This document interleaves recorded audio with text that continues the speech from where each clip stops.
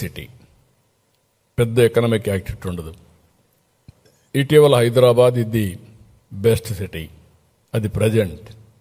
ఫ్యూచర్కి ఒక సిటీ అవసరం మనందరికీ. ఇండియాలో model city, that is Amaravati. అయితే అమరావతిని అభివృద్ధి చేస్తున్నామని మిగిలిన ప్రాంతాలు నెగ్లెక్ట్ చేయడం లేదు. విశాఖపట్నం, అమరావతి రీజియన్, తిరుపతి రీజియన్, 3 రీజియన్లుగా పెట్టి అన్ని టౌన్స్నే కాకుండా ఆ ప్రాంతాన్ని అభివృద్ధి చేసే బాధ్యత తీసుకుంటున్నాం. ఒక్కొక్క ప్రాంతానికి ఒక్కొక్క టైప్ ఆఫ్ ఇండస్ట్రీస్ కానీ డెవలప్మెంట్ తీసుకొస్తున్నాం. ఇప్పటికే మీరు చూసుంటారు, గూగుల్,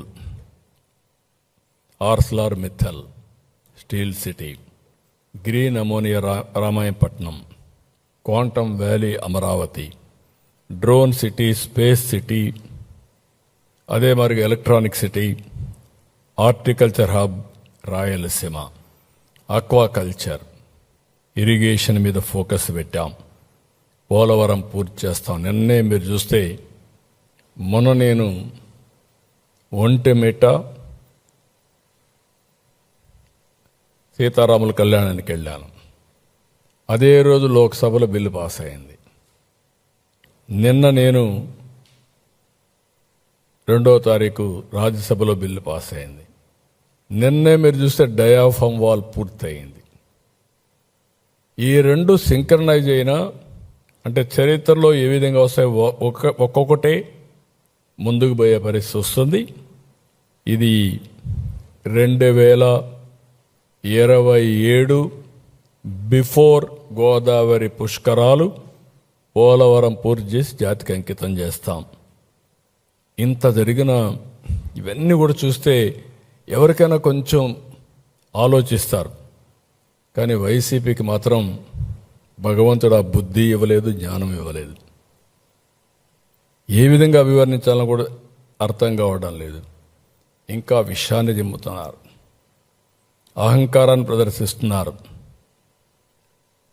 పార్లమెంట్లో 2 సభల్లో చట్టబద్ధత దక్కితే తట్టుకోలేకపోతున్నారు. అందరూ దేశమంతా ఒకటై ఓటేసి అమరావతి నిలబెడితే ఇతను మాత్రం దాన్ని సహించలేక ఓరవలేకపోతున్నారు. ఇప్పుడు కొత్తగా అసెంబ్లీకి పార్లమెంటుకి హక్కే లేదంటున్నారు. ఎక్కడ కూర్చుంటే అక్కడే రాజధాని అంటారు. ఈ తిక్కకు పరిష్కారం ఏంటో నాకైతే అర్థం కాల. ఈ తిక్కనాలనా ఏమనాలి, ఏంటిది, దీని పరిష్కారం ఏంటి? సాక్షాత్తు పార్లమెంటు ఒక చట్టాన్ని చేస్తే చట్టాన్ని అమలు చేయవలసిన రాజకీయ పార్టీలు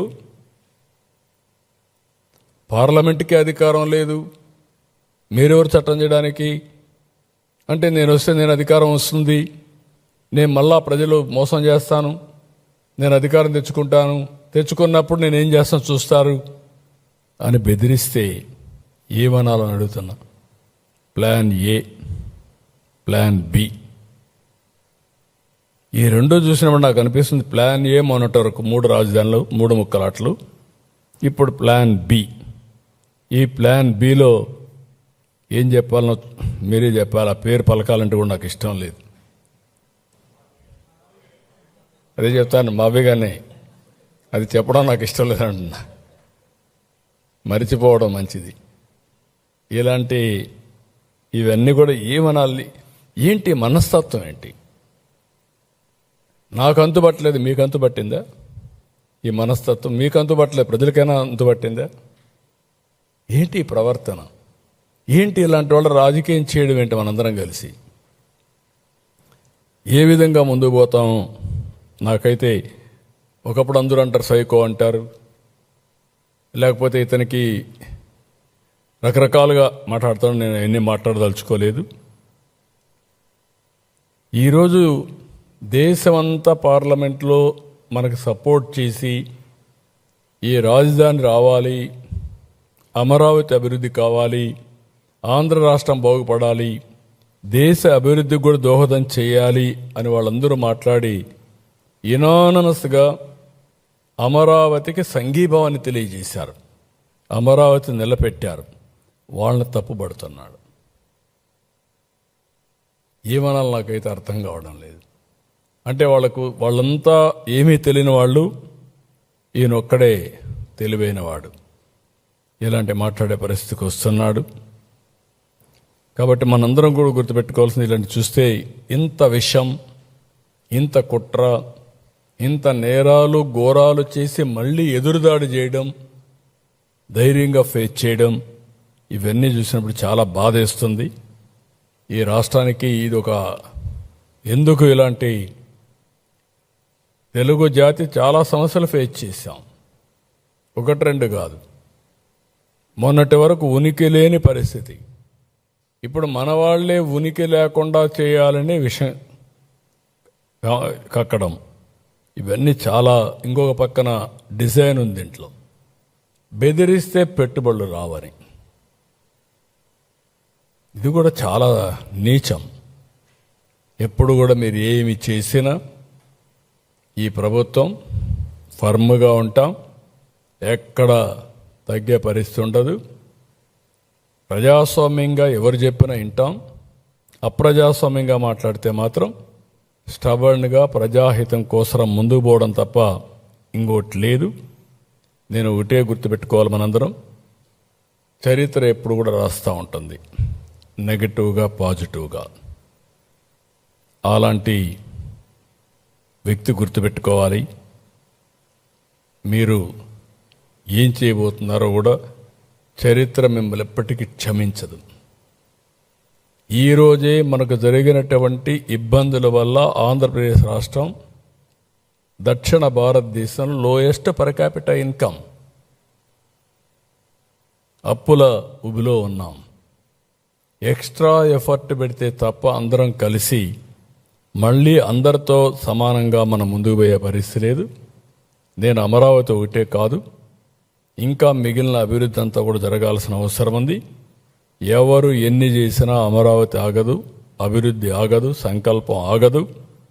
ఇప్పటికే ప్రపంచ బ్యాంక్ నుంచి, హడ్కో నుంచి, నబార్డ్ నుంచి, నాఫెడ్ నుంచి ఒక 40,000 కోట్ల రూపాయలు టైఅప్ చేశారు. ఇంకో పక్క 56,000 కోట్లకు పనులు పిలిచారు.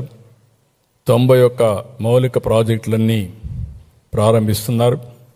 అధికారులు, ఎమ్మెల్యేలు, మంత్రులు నివాస భవనాలు తొందరలో పూర్తి అవుతాయి. ఐకానిక్ బిల్డింగ్లు కూడా 2028కి పూర్తి చేస్తాం. ట్రంక్ ఇన్ఫ్రాస్ట్రక్చర్ అంతా 2007కు పూర్తి చేస్తాం. ఇంకొక పక్కన 2028కి మెజారిటీ వర్క్లన్నీ కూడా ఒక స్థాయికి వస్తాయి. కొంతమంది ఇప్పుడు మాట్లాడుతున్నారు అమరావతి మొత్తం పూర్తయిపోతుందా అని. కావాలని కూడా 2 లక్షలు కావాలి, 5 లక్షలు కావాలని మాట్లాడుతున్నారు. ఒక రాజధాని అనేది మనం చేసుకుంటా పోతా ఉంటే నిరంతరం జరుగుతుంది, ఒకరోజు అయ్యేది కాదు. మేజర్ ట్రంక్ ఇన్ఫ్రాస్ట్రక్చర్ మనం చేసిన తర్వాత చేసే సమయంలోనే రాష్ట్ర ప్రభుత్వానికి ఆదాయం పెరుగుతుంది. ఒక బిల్డింగ్ కడితే ఆ బిల్డింగ్కి అవసరమైన మెటీరియల్ కానీ, లేబర్ కానీ, దానిపైన ఖర్చు పెట్టే డబ్బుల్లో గవర్నమెంట్కి ట్యాక్సేషన్ కింద 15 నుంచి 20% తిరిగి వస్తూ ఉంటుంది. వాళ్ళు అప్పు చేసినా, మనం పెట్టినా, ఏదైనా. మనం మేజర్ ఇన్ఫ్రాస్ట్రక్చర్ క్రియేట్ చేసిన తర్వాత ఈరోజు హైదరాబాద్ చూస్తే 75% Hyderabad region Telangana resources contribute చేస్తుంది. Hyderabad alone 60% service sector contribute చేస్తుంది. అందుకే 9% పైన 9.3 9.6% తెలంగాణకు ఆదాయం వస్తుంది. అంటే వచ్చిన 100 రూపాయలు జిఎస్టిపి కాంట్రిబ్యూషన్ వస్తే అందులో 9.3% 9.6% వస్తుంది. ఆంధ్రప్రదేశ్కి 6% వస్తుంది. అంటే ఆదాయం తక్కువ, దాంట్లో వచ్చే పర్సంటేజ్ తక్కువ. ఇది మనం గుర్తుపెట్టుకోవాల్సిన అవసరం ఉంది. అందుకే ఈ నిర్మాణం అనేది కొంతమంది మళ్ళీ మాట్లాడుతున్నారు, అయిపోతుందా 28కి అయిపోతుందా? 28కి అయిపోవడం కాదు, major works will be completed 28. Amaravati నిరంతరం కొనసాగుతుంది. Inner ring road, outer ring road, రేపు రాబోయే రోజుల్లో అక్కడ ఒక స్పోర్ట్స్ సిటీ, 9 సిటీలు, ఒకవేళ అవసరమైతే హైదరాబాద్లో మీరు చూశారు, ఆ రోజు నేను ఎయిర్పోర్ట్ కడతానంటే బేగంపేట ఉంటే బేగంపేట చాలు కదా అన్నారు. ఇప్పుడు శంషాబాద్లో కడితే అది ఆ రాష్ట్రానికి జిఎస్టిపి కాంట్రిబ్యూషన్కి మేజర్ ఫ్యాక్టర్ అయ్యింది. ఇప్పుడు బెంగళూరు ఎయిర్పోర్ట్ ఉంది. ఒకప్పుడు బెంగళూరు ఎయిర్పోర్ట్ హెచ్ఏఎల్లో ఉండేది. ఇప్పుడు బెంగళూరు ఎయిర్పోర్ట్ హిందూపూర్ సైడ్ హైదరాబాద్ రోడ్డుకి వచ్చింది. ఇప్పుడు ఫుల్ అయింది, కెపాసిటీ హ్యాండిల్ చేయలేని పరిస్థితి.